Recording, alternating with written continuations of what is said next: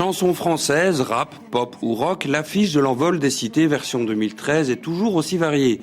Ces 10 lauréats qui ont été sélectionnés parmi 158 groupes ont déjà tous leur personnalité, voire leur originalité, comme les 3 régionaux de l'étape, les solides Hepburn, les tout jeunes Magical Candies et le rappeur de Tours Sector Tector.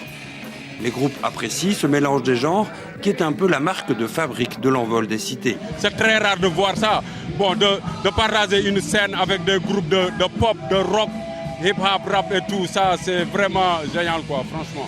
Ça nous permet de voyager, de découvrir d'autres, parce que c'est la première fois qu'on vient à Frameries.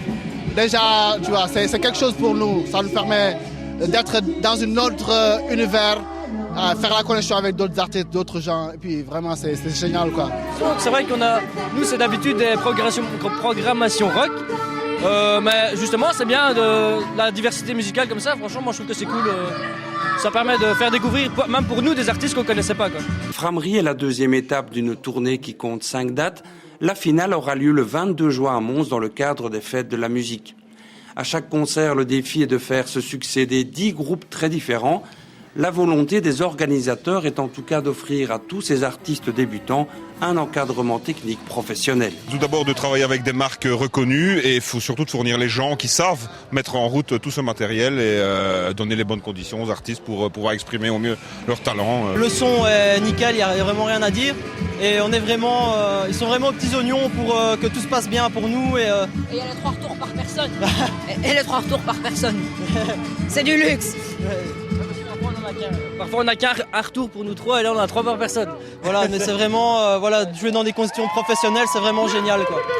Rien que pour ça, on est content de faire le concours. Alors mon rôle, il est simple et en même temps très complexe.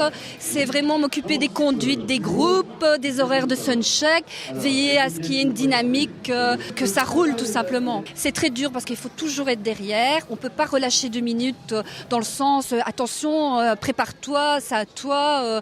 Sinon, ça part très vite en n'importe quoi. Et les groupes nous remercient après la tournée en disant mais voilà, quand on va à un festival, on monte ça au moins 2. Car le but final est bien de faire progresser ces jeunes talents. Un encadrement plus professionnel est nécessaire pour proposer au public un spectacle de qualité, mais surtout pour apprendre les ficelles du métier. C'est au balance que ça se passe, ici on est pendant le show, mais au balance on n'hésite pas à dire voilà, il faut régler ça, il faut couper, il faut augmenter. On donne un max de conseils pour que tout ça se passe bien et c'est aussi dans notre but aussi, c'est que ceux-là ils sont rapides et ils sont bons, enfin nous on fait du bon travail à côté. Donc, La tournée c'est déjà une formation en soi.